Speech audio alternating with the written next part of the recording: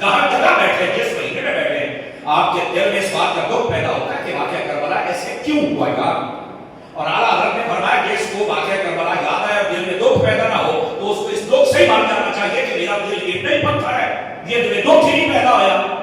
لیکن آپ نے یہ بھی لکھا کہ اس دکھ کا مطلب یہ نہیں ہے کہ صرف امام نے لا کے سیٹ کے مارو تو جناب علی ہاتھ مارو منہ کے سینے کے کپڑے پاڑ دیے تو ہلا ہلا پا چکو. فرمایا کہ بے صبری ہے کہ جاہلوں کا کام ہے, جتنا مرضی بڑا دکھ آ جائے صبر ہی رب کو پسند ہے. تو کربلا والوں کی توجہ تو پردے کی طرف ہے اور صبر کی طرف ہے. اور ہم اب دیکھنا محرم کے دن ہے اے روڈ پہ جناب بیویاں تو ہم کسریاں ہیں, وہ کیڑی مخلوق ہے کون ہے یہ؟ خدا کا خوف کرے, بات سمجھنے کی کوشش کرے بھائی جان. اس واسطے ان باتوں کے نام پر بے پردگیاں نہیں, سمجھ آ رہی ہے آپ لوگ, ان باتوں کے نام پر بے صبریاں نہیں, پردہ بھی کرو اپنی عورتوں کو اور صبر کی تلقین بھی کرو.